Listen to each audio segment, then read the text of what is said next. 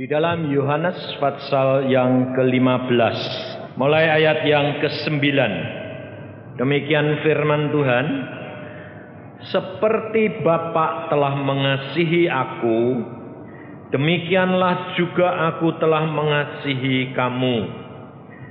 Tinggallah di dalam kasihku itu.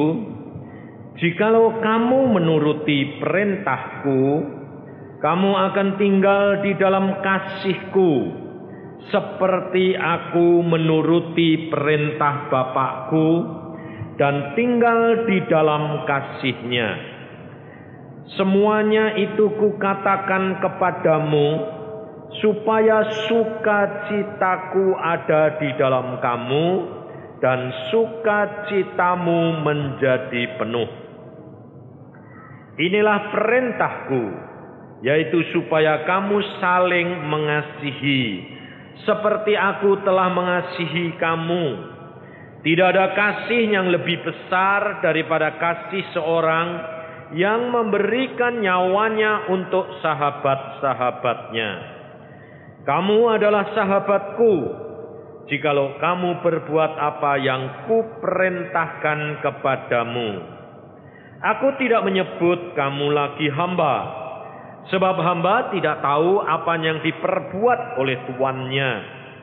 Tetapi aku menyebut kamu sahabat, karena aku telah memberitahukan kepada kamu segala sesuatu yang telah kudengar dari Bapakku.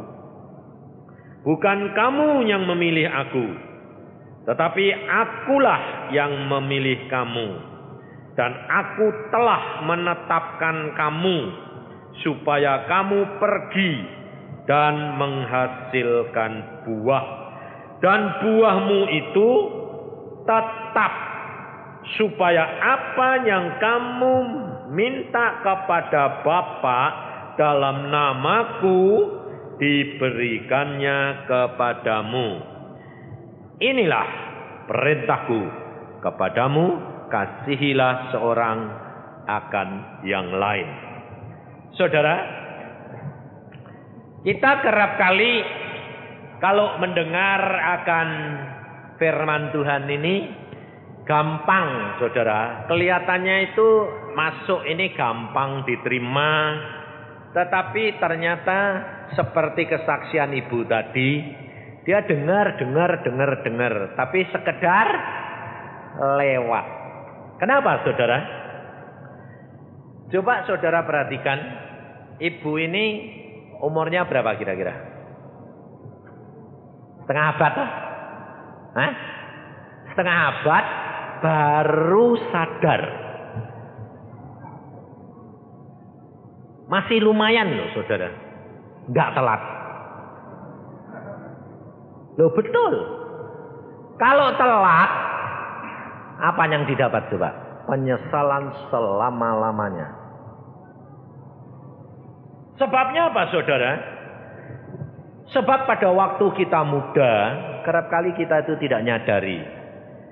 Kita masih dikejar terus oleh apa?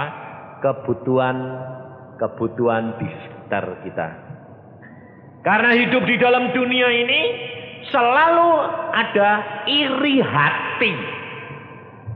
Ini sudah ditanam sejak manusia itu lahir. Anakmu jangan kamu ajari iri hati, tapi tetap keluar enggak iri hatinya? Ada dah? Tidak usah diajari iri hati loh. Lalu rebutan makan.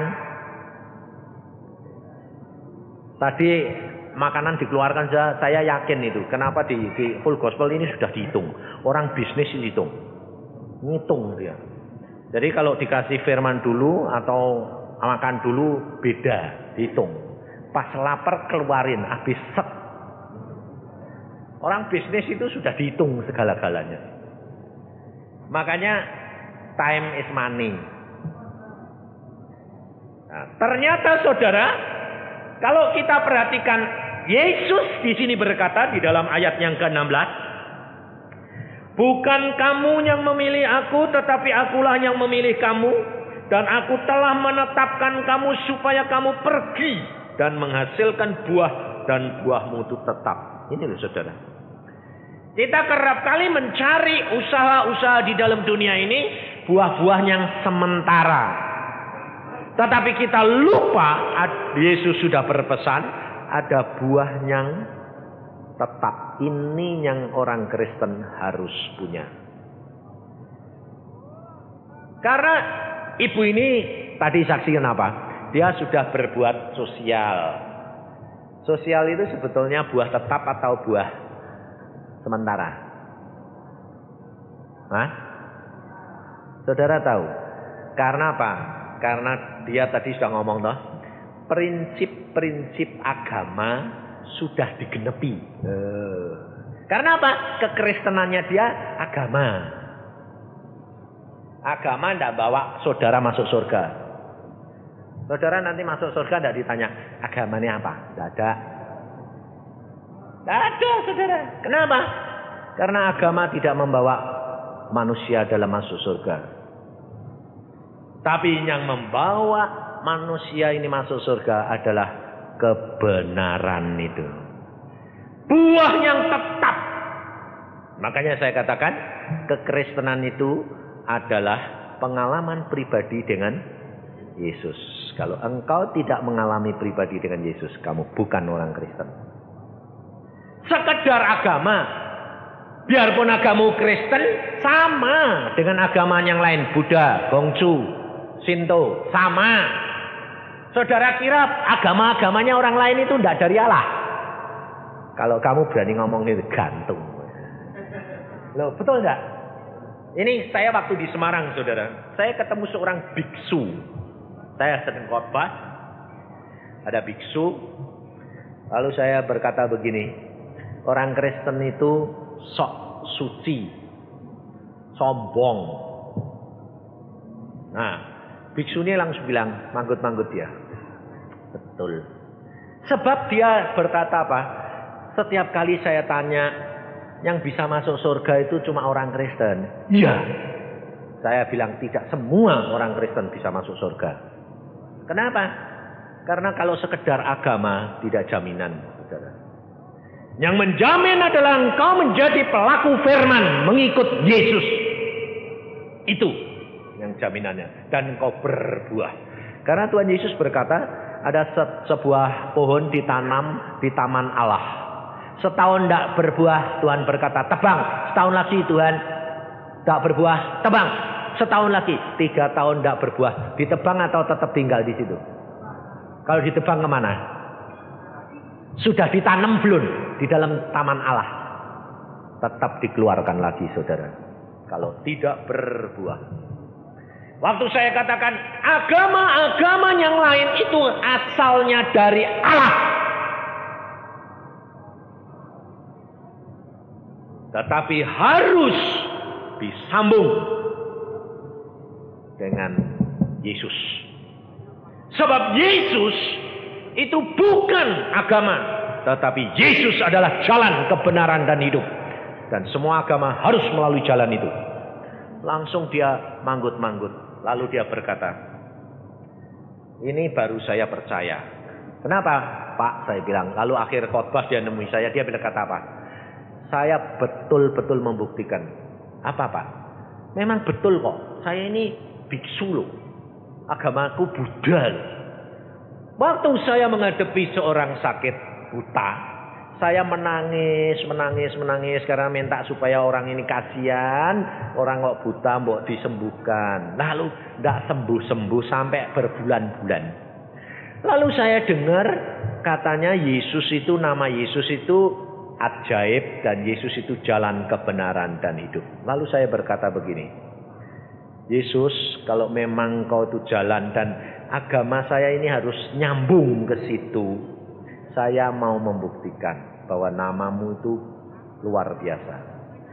Orang buta ini dalam nama Yesus sembuh ya, sembuh saudara. Lalu dia bilang, memang benar.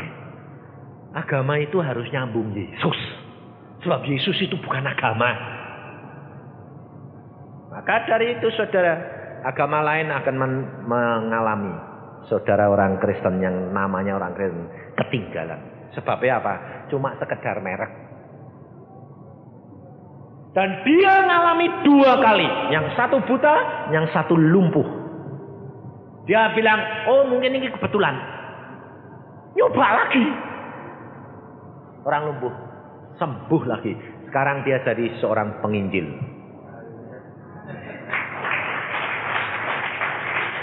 Dan dia berkata menemui saya, dia bilang, baru pertama kali ini saya ngerti bagaimana caranya menuntun agama-agama lain kepada Yesus.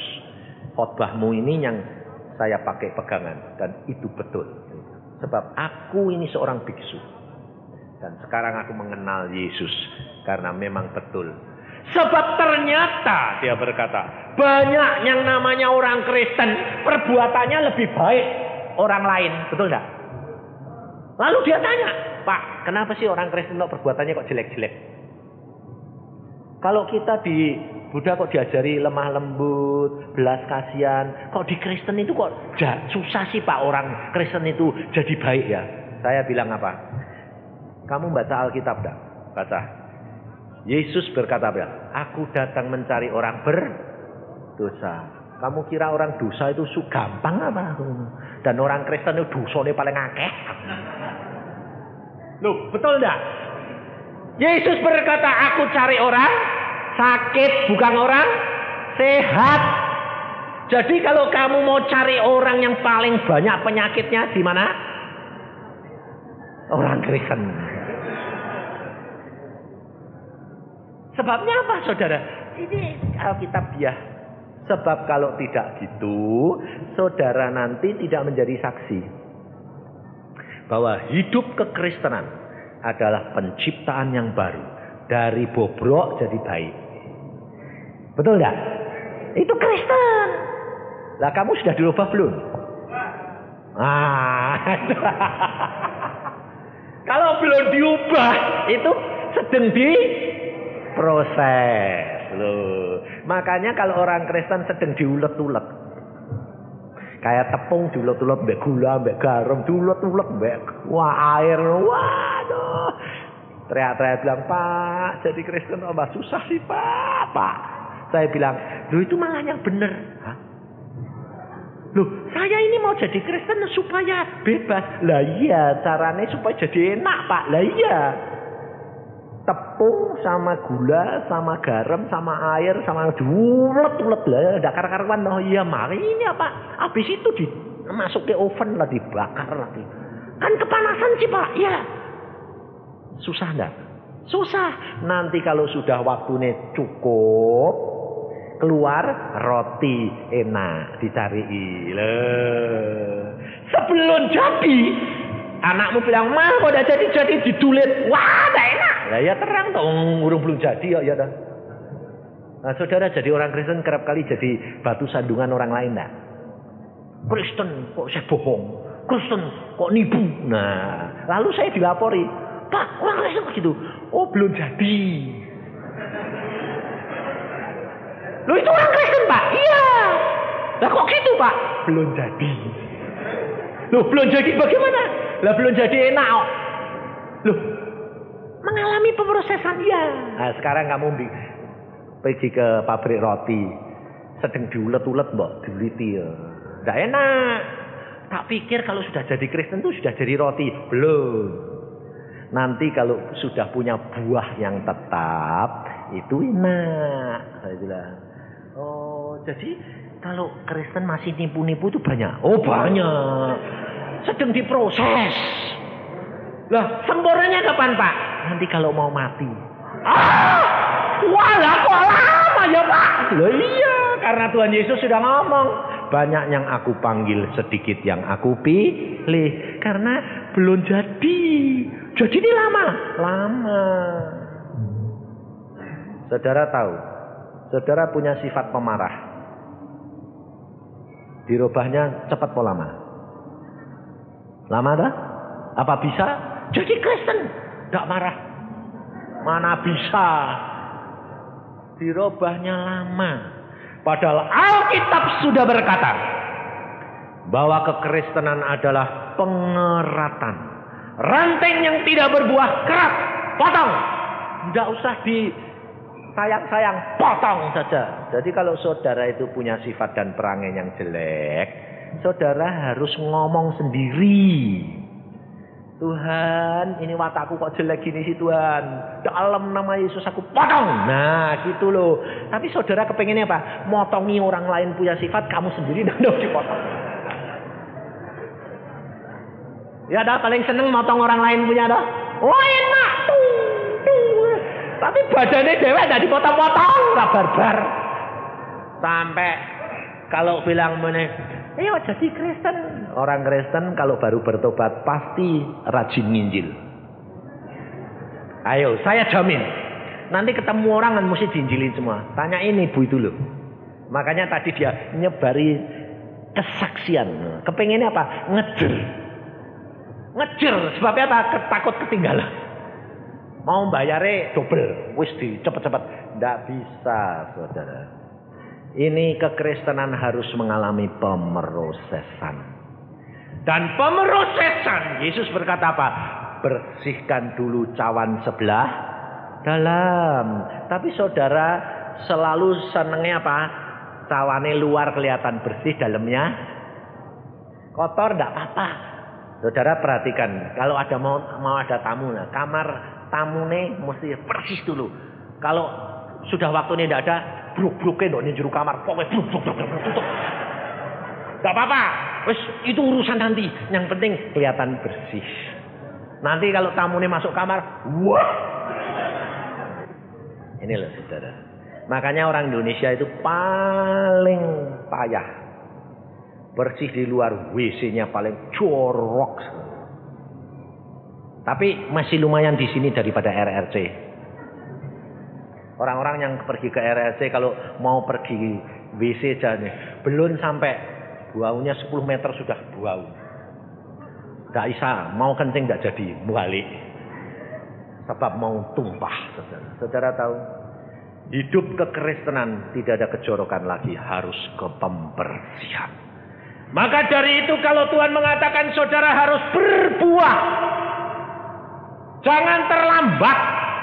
Kalau MC Pak Musa bilang, jangan sampai kamu dipukul. Gak bisa, saudara. Manusia ini terus terang degil, bandel. Kalau tidak dipukul, tidak bertobat. Makanya Aryo tidak mau dipukul. Kenapa? Dia lihat orang kaya akhirnya ya mati. Orang miskin ya mati. Ada ngurusi kuburan terus. Jadi dia tiap hari dihadapi, iki mati. Kaya mati. Mati ya tidak bawa apa-apa. Betul tidak? Tidak bisa. Jadi dia tiap hari tidak satu beberapa diingat ke terus. Ngerti, kowe bakal kayak gitu. Kowe bakal gitu. Wah ya umplong wae lah.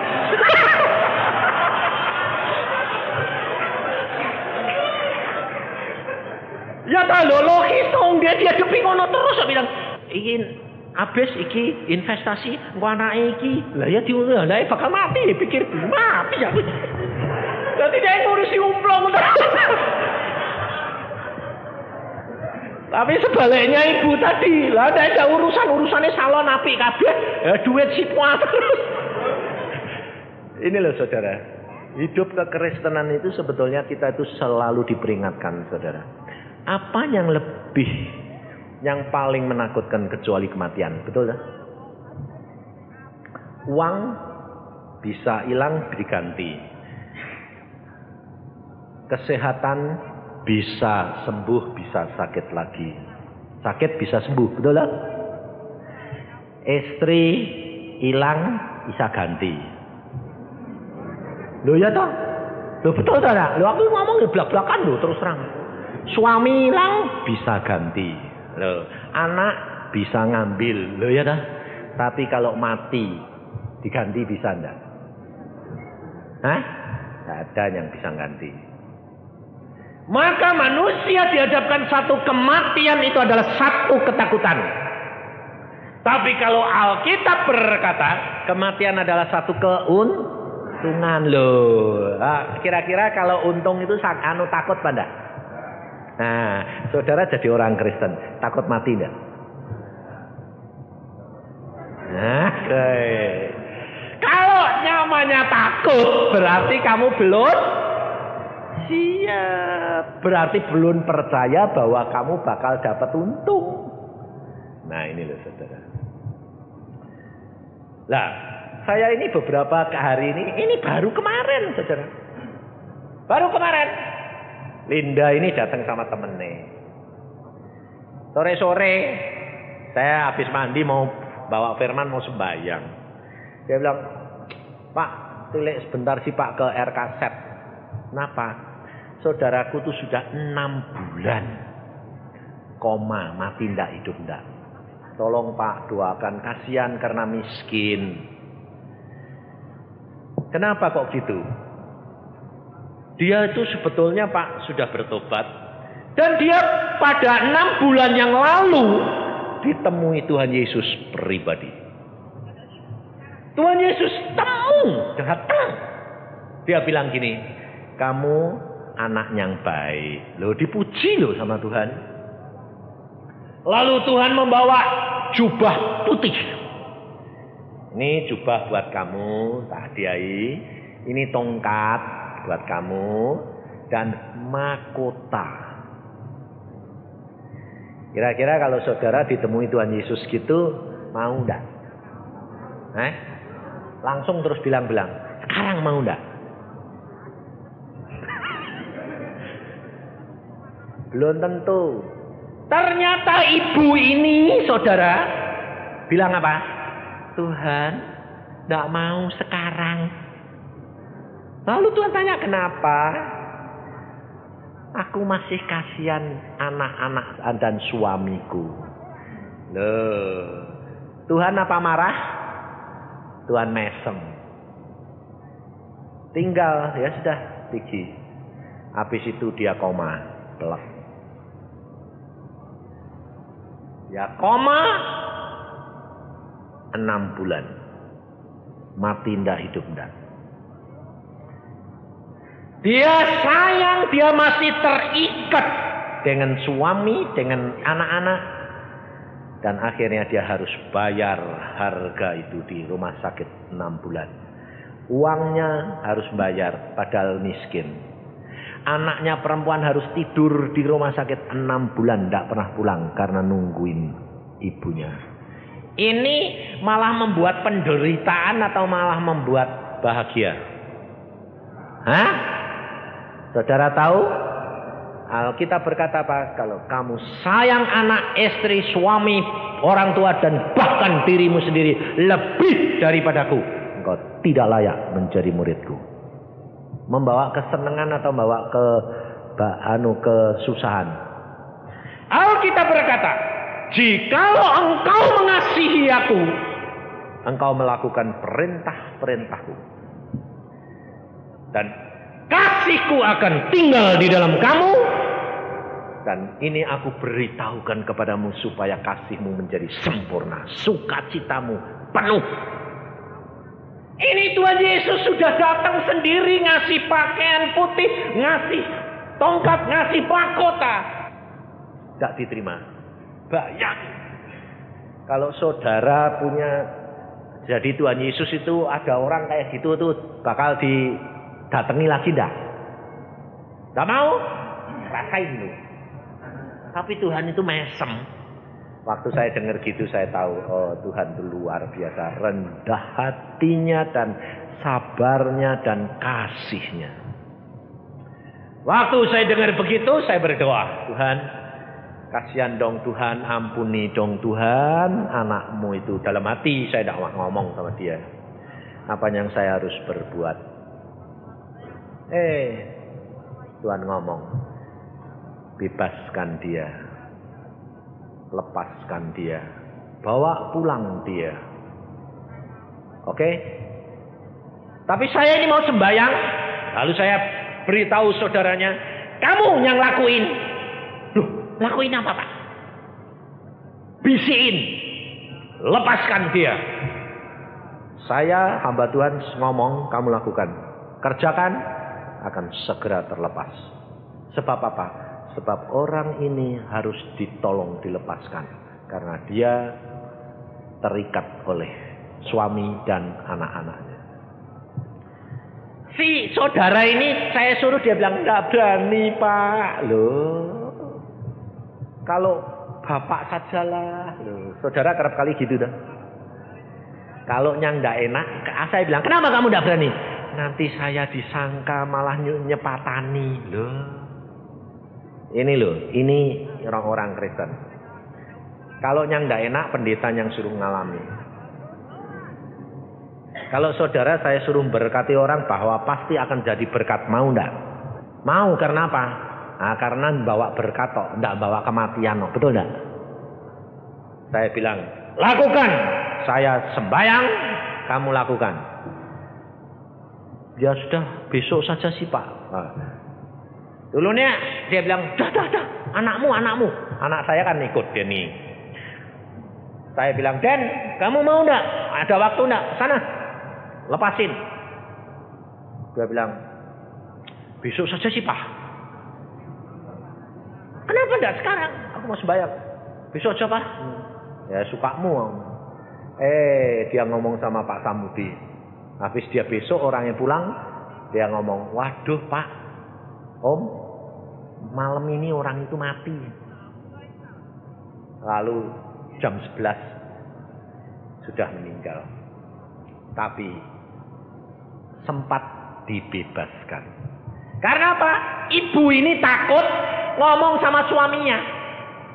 Pak, aku disuruh bisiki, tapi aku tidak berani. Suaminya bilang, bisiki dia. Saya sudah tanam. Ngomongnya gini. Karena ini firman Tuhan, saya kasih tahu, lakukan seperti itu. Omong persis. Wah, dia ngomong sama suaminya. Ya wis, aku yang bisiki. Jadi dibisikin sama suaminya. Persis, tak. 1-2 jam kemudian bebas pulang. Jam 11 saya diberitahukan, terima kasih Pak, sudah berangkat. Selamat dah. Selamat, dia bilang, meninggalnya penuh dengan senyuman Pak. Nanti bakal ketemu di surga dah. Saudara tahu, itu keindahan anak-anak Tuhan. Maka dari itu saudara, kalau engkau sendiri tidak ngalami, engkau tidak akan percaya bahwa kehidupan di dalam dunia ini semuanya ada batas waktu yang Tuhan sudah tetapkan. Dan jangan terlambat. Kemudian saya di sini, satu lagi ibu ini loh di depan ini. Dia nemui saya, dia bilang gini, Pak, terima kasih. Terima kasih apa? Wong aku ya tidak pernah ngasih apa-apa kamu. Omonganmu saya lakukan dan puji Tuhan Pak, ibu saya selamat. Karena dia menemuin saya pada waktu bulan April yang lalu. Ibunya dibawa kebaktian dan dia berkata, Pak tolong doakan saya. Ibunya masih jalan, masih sehat. Tapi pada waktu saya mau berdoa untuk ibunya, Tuhan bilang, gak usah. Nah, saya ya bilang, gak perlu. Baca Alkitab, nanti kamu akan segera dibebaskan dan dilepaskan daripada segala penderitaan. Lalu ibu ini bilang, aku gak bisa baca, aku buta huruf. Anaknya bacain. Anaknya di depan saya sih, ya. Tapi ya nakal juga anaknya ternyata. Tidak dibacai seminggu, tidak mau bacain. Males. Bayangin saudara. Tapi setelah seminggu, dia keluar dari kamar sembahyang, keluar, ibunya datang minta, seolah-olah ada dorongan minta dibacakan firman. Lalu dia ajak masuk kamar, duduk, dibacain firman. Setelah dibacain firman, dia ajak berdoa, minta pengampunan, minta kelepasan dan kesembuhan. Apa terjadi? Malamnya tidur mati. Seandainya tidak dilakukan, anak ini akan menyesal seumur hidup. Betul tidak? Karena kematian sudah menunggu, maut sudah menunggu, kebebasan Yesus sudah disediakan. Maka dari itu kita jangan main-main lagi dengan hidup ini, saudara. Karena apa? Karena kita diperingatkan terus-menerus. Kalau perlu itu memang tiap hari saudara mesti mampir ke tempat Aryo. Lewat saja, sekedar lewat lihat peti-peti ini. Wah, rumah segitu gede ini kok isine peti tok anak. Tidur di antara peti-peti. Tapi di situ justru peringatan Tuhan. Dan kalau saudara membaca firman Tuhan setiap hari, saudara selalu diingatkan pengorbanannya Yesus. Alkitab sudah berkata tidak ada seorang pun yang sanggup memberikan nyawanya untuk sahabat-sahabatnya. Saudara, padahal Tuhan Yesus sudah memberikan contoh. Yesus mati untuk saudara dan saya. Saudara pun wajib menyerahkan nyawa untuk saudaramu yang lain. Tetapi yang dituntut oleh Tuhan bukan untuk orang lain dulu, keluargamu. Di dalam satu keluarga harus ada orang yang berani dan mau berkorban, benar-benar menjadi seorang pendoa syafaat. Sebab Alkitab sudah berkata satu orang diselamatkan, seluruh isi keluarga akan diselamatkan. Maka dari itu saudara, jangan nunggu orang lain harus berdoa untuk engkau. Engkau harus berdoa untuk keluargamu. Setiap hari hadapkan di hadapan Bapa, supaya saudaramu diselamatkan. Kasihan saudara. Karena ini firman Tuhan, makanya saya berikan ayat yang paling gampang. Yohanes 3 ayat 16. Itu adalah Tuhan Yesus berkorban untuk kita. Karena di situ dikatakan demikian Allah mengasihi isi dunia supaya barang siapa yang percaya kepada Yesus Kristus jangan binasa tapi beroleh hidup yang kekal. Tetapi ingat 1 Yohanes 3 ayat 16. Gampang. Saudara harus ingat Yohanes 3:16, tapi saudara harus lakukan 1 Yohanes 3:16. Karena di dalam 1 Yohanes 3:16 di situ diperingatkan, karena Kristus sudah mati buat kita, menyerahkan nyawa untuk kita, maka kita demikian juga kita wajib menyerahkan nyawa kita untuk saudara-saudara kita. Yesus tidak menuntut saudara untuk isi dunia, untuk saudaramu sendiri. Sebab Yesus sudah mengangkut isi dunia dan saudara harus berkorban untuk saudaramu. Maka dari itu saudara, firman Tuhan berkata, aku mengutus kamu pergi untuk menghasilkan buah dan buahmu itu tetap. Buah yang tetap itu tidak hanya di sini, tetapi di sana. Tetapi untuk saudara tahu buah saya sudah mendapatkan buah di sana atau belum, saudara harus tahu selama di dalam dunia. Sebab kalau saudara mau tahu yang di surga, saudara tidak akan tahu. Tapi yang di dunia ini adalah tanda-tanda yang menyatakan buahmu tetap di sana. Baca di dalam Galatia 5:22. Kalau saudara mau mempunyai buah yang tetap di surga, saudara harus mempunyai dulu satu bukti di dalam dunia daging ini. Galatia 5:22. Tetapi buah roh ialah kasih, sukacita, damai sejahtera, kesabaran, kemurahan, kebaikan, kesetiaan, kelemah lembutan, dan penguasaan diri. Ini buah-buah ini yang paling susah yang mana saudara? Yang atas atau yang paling bawah? Yang paling bawah saudara. Makanya ditaruh yang paling bawah. Karena apa? Karena penguasaan diri ini paling susah. Menguasai orang paling gampang, tapi menguasai dirinya sendiri paling susah. Kalau saudara mau tahu buah, kamu sudah nanam buah di sana yang kekal, yang tetap atau tidak, ini manifestasi di dalam daging.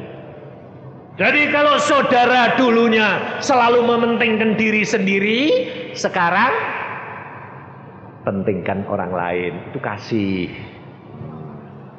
Lah kasih itu apa? Coba baca di dalam 1 Korintus 13. Supaya itu tidak cemburuan diri sendiri, marah, tidak menyimpan kesalahan orang lain, tidak suka ketidakadilan, tetapi karena kebenaran ia menutupi segala sesuatu, percaya segala sesuatu, mengharapkan segala sesuatu, sabar menanggung segala sesuatu.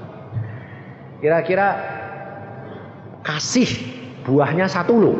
Kasih ini, buah kasih ini wih banyak. Sudah ada berapa kasih belum? Yang paling gampang cemburu. Siapa yang tidak punya cemburu? Aneh lah. Orang yang tidak cemburu malah kasih. Saya dulunya paling protes ini sebab saya pencemburu. Saya dulu waktu kawin cemburunya luar biasa. Sebab saya dapat istri saya itu rebutan orang 7.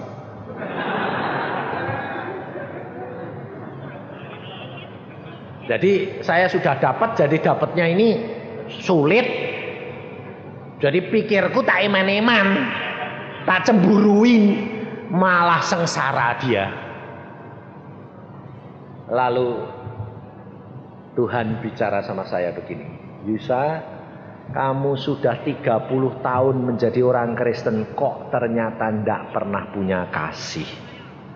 Saya bilang, yang benar dong Tuhan. Tidak kurang ajar saya. Saya sudah khotbah, sudah ngajar, belum punya kasih. Di mana letaknya? Saya bilang.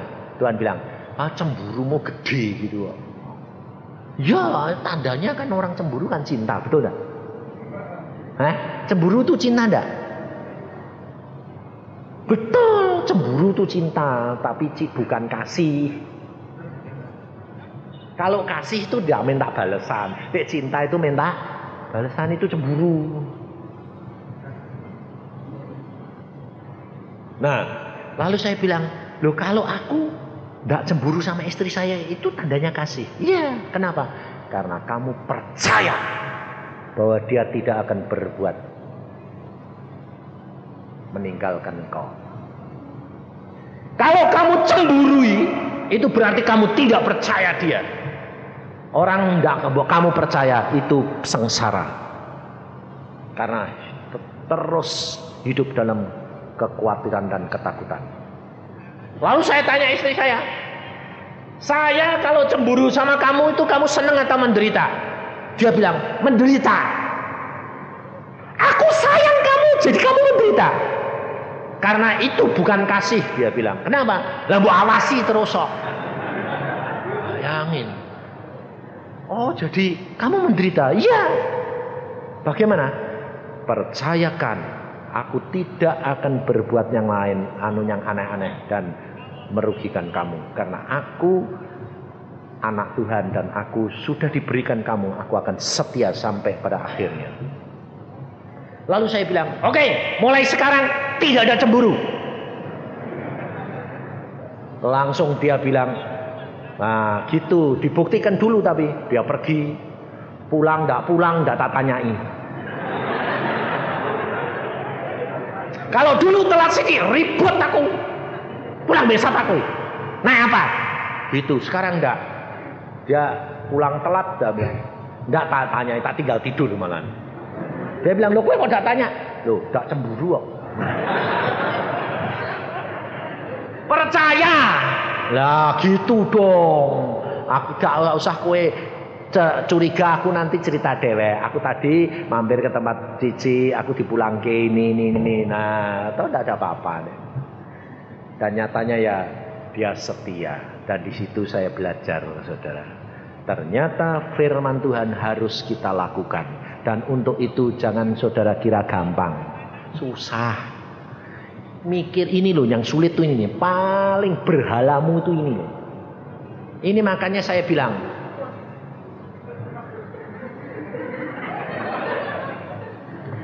Makanya saya bilang saudara. Kalau kamu jadi Kristen. Kalau saudara tidak mau dipotong inimu, kamu sulit sekali menjadi Kristen. Sebabnya apa? Sebab Alkitab sudah berkata penguasaan diri itu buah roh. Dan itu paling sulit. Karena Yesus sudah berkata kalau engkau menjadi muridku harus sangkal diri. Berarti ini tidak boleh ikut-ikut. Padahal setiap firman Tuhan itu hampir tidak masuk akal. Nonsen. Bayangin saudara. Orang koma, ibu itu bilang, Pak, dia sudah koma. Loh saya bilang, kamu ngomong sama dia. Loh koma, pikirnya saya ini tidak ngerti. Wong koma kok bisa ngomong. Bayangin saudara. Lah memang ilmu kedokteran itu sinting. Karena kedokteran bilang orang koma itu tidak bisa ngomong.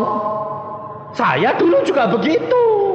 Makanya pada waktu saya melayani di Jalan Darmo, kalau tidak salah, seorang Darmo ya, seorang ibu yang sudah koma, anaknya dokter, saya diundang, saya bilang Tuhan, aku lah apa?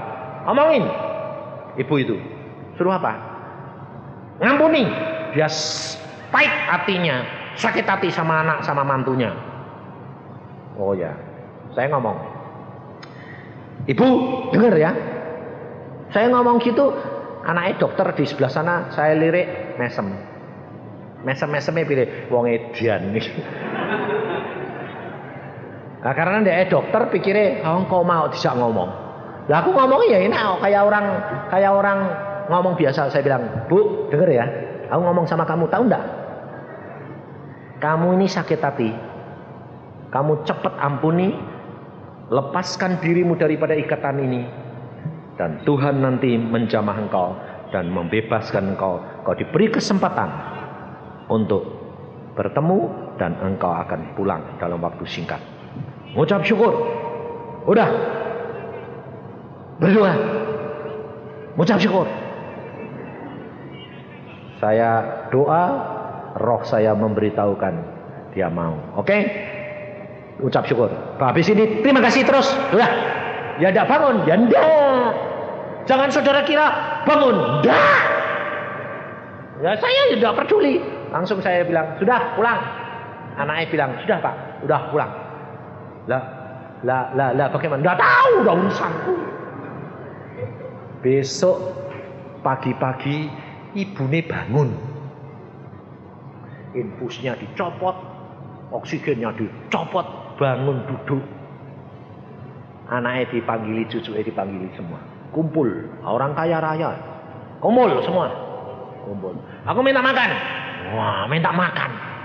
Lalu anaknya kumpul semua lah. Anaknya satu bilang di sini.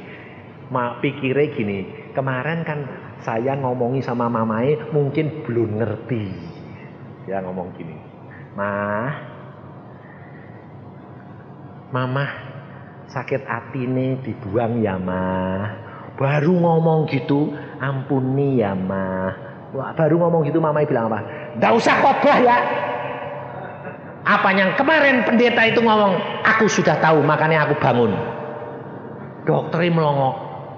Mama, tuh dengar dia ngomong. Dengar semuanya. Loh, mama dengar. Tidak dengar, aku udah bangun. Baru dia percaya.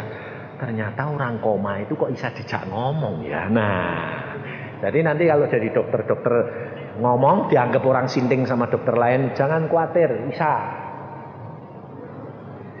Tapi Jangan ngomong sama dagingnya loh, jangan ngomong sama kupingnya loh. Nggak dengar kupingnya. Kamu harus ngomongnya gini. Ibu, aku ngomong sama kamu. Hai jiwa, dengar. Loh, jiwa nih. Jangan jasmani ini bocah ngomong gak denger. Tapi kalau jiwanya kamu ajak ngomong, ngerti, karena jiwa itu dia dalam dunia roh.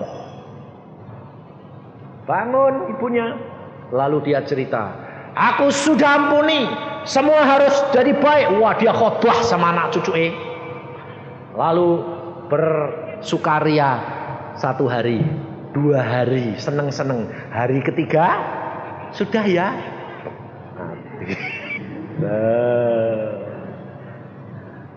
Lalu anaknya telepon, Pak, kok sayang sih Pak? Sayang apa? Mama bangun Pak. Terus cuma 2 hari. Kok enggak lama? Lumayan 2 hari ya kamu. Pada waktu saya datang saya bilang, kamu sudah rela pulang? Sudah. Ini bangun lumayan, saya ngobrol. Ya toh lumayan toh. Kok malah sayang-sayang loh, itu loh manusia. Dikasih sedikit mentaknya panjang lagi deh. Nggak jatuh dosa. Ini hari Minggu yang lalu, saya sama anak saya Daniel. Senin saya mau berangkat ke sini. Minggu dipanggil. Dia bilang, Pak tolong sih Pak. Adik saya ini laki, anak Tuhan. Sekarang sudah bertobat lagi Pak. Kenapa? Dia murtad. Jadi setelah dia jadi anak Tuhan, kemudian ninggalkan gereja. Terus kenapa? Kecantol perempuan lain. Lalu dia kawin lagi. Punya anak lagi banyak. Jadi istrinya 2. Kena stroke. Sadar. Terus dia bertobat. Waktu saya datang, sudah sembuh. Duduk dia. Saya bilang tiduran saja. Enggak, saya mau duduk. Kamu sudah bertobat? Sudah. Kamu bingung enggak sekarang? Iya toh. Nah istrinya loro, anaknya pirang-pirang bingung enggak? Dia mesem. Aku tahu kamu bingung toh. Kamu tahu enggak bahwa masa depanmu ada di dalam tangan Tuhan? Ya Pak. Kamu terima Yesus, minta ampun, minta kebebasan saja. Sebabnya apa? Yang tahu kamu nanti jatuh lagi apa enggak? Kamu mampu enggak ngatasi ini? Betul Pak. Oke? Yuk, bayang. Kamu sembahyang. Tuhan Yesus ampuni aku, dosa-dosaku, aku sekarang sudah sadar, aku sudah meninggalkan Engkau berpuluh-puluh tahun, sekarang aku bertobat, dan terimalah aku, ampuni dosaku, bebaskan aku Tuhan. Nangis sukacita. Ya, saya bilang, oke, bye-bye, saya tinggal pulang, cuma 5 menit, saya tinggal pulang. Anak saya bilang, piye Pak? Beres. Saya Senin berangkat sini, hari Rebu saya ditelepon istri saya. Yang Pak Iskandar sudah mati. Loh, mati piye? Ya wis bebas, dia bilang mesem-mesem ketawa pulang dijemput Tuhan. Saya tahu. Kita tidak tahu umur kita masih berapa, Saudara. Tetapi Tuhan tahu. Masa ini Tuhan sudah berkata apa?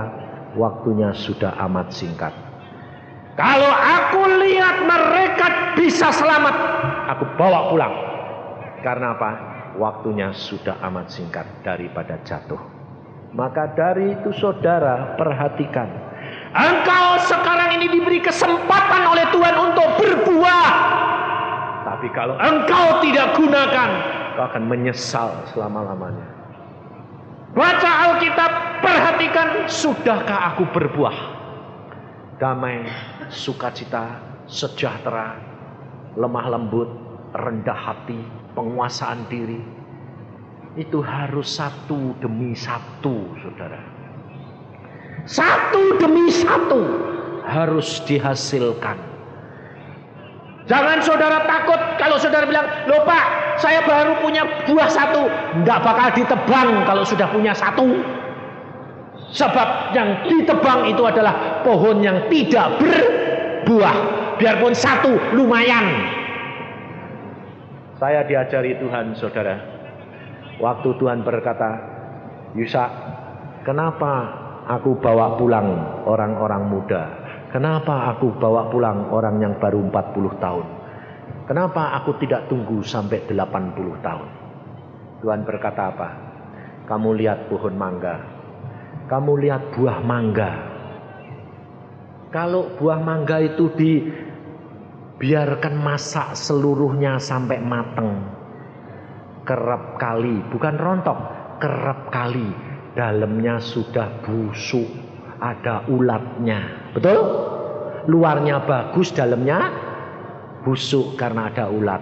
Tapi kalau buah mangga itu saya potong, saya ambil pas belum masak, masaknya baru mulai masak, ulatnya sudah jadi belum? Belum. Ulat itu jadi ulat, telurnya jadi ulat kalau dia sudah jadi masak. Dan Allahmu tahu, setiap anak Tuhan dalamnya itu isinya apa, itu Tuhan tahu. Kalau Allah lihat bahwa kalau ini ditunggu sampai tua nanti ulatnya muncul semua, terbuang. Lebih baik aku potong sekarang, tak rujak, enak. Aku dapat menikmati, dia tidak terbuang. Betul enggak? Dia menyenangkan hatiku. Kenapa? Orang-orang muda kerap kali aku ambil. Karena aku tahu di dalam dirinya ada telur-telur ulat yang akan membawa kebusukan. Maka firman Tuhan berkata, ucapkan syukur dalam segala perkara. Tapi saudara kerap kali mengatakan, Tuhan kok tidak sayang? Karena saudara tidak tahu apa yang Yesus tahu. Maka dari itu ucapkan syukur. Siapa pulang dulu, Allah lebih tahu. Karena Allah mau jiwa-jiwa itu selamat dan jangan ada yang terbuang. Ini hidup kekristenan, saudara.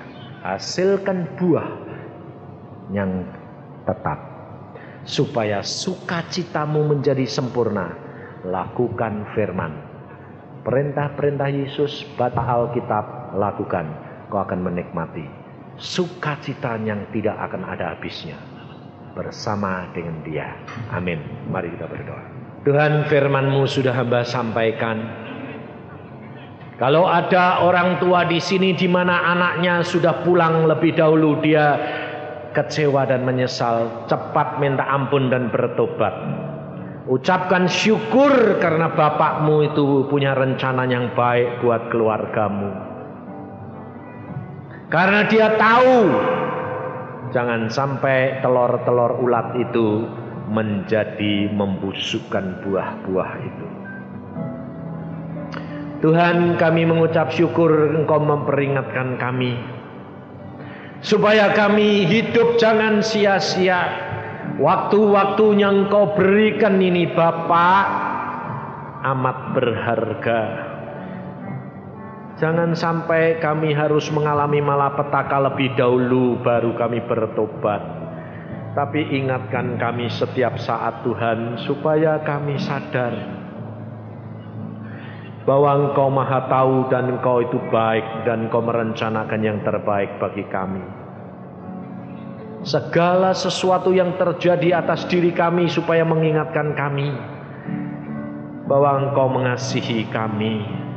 Kami sedang Engkau proses, belum matang, sehingga orang lain belum dapat menikmati roti yang enak itu.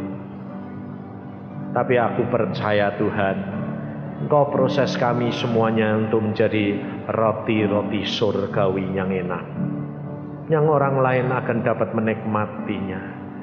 Sekarang katakan saudara, maukah engkau dijadikan roti surgawi yang enak dan akan menjadi berkat untuk orang lain? Untuk itu saudara perlu dipecahkan. Maukah kamu jadi air anggur yang dituangkan, supaya orang lain disegarkan dan dikuatkan? Relakah engkau menyerahkan nyawamu untuk saudaramu? Ataukah hanya engkau ingat dirimu sendiri, padahal engkau sudah ditebus oleh Yesus?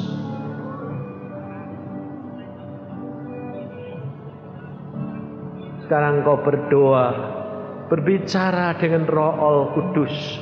Apa maunya Tuhan melalui Roh Kudus untuk saudara sebelum terlambat?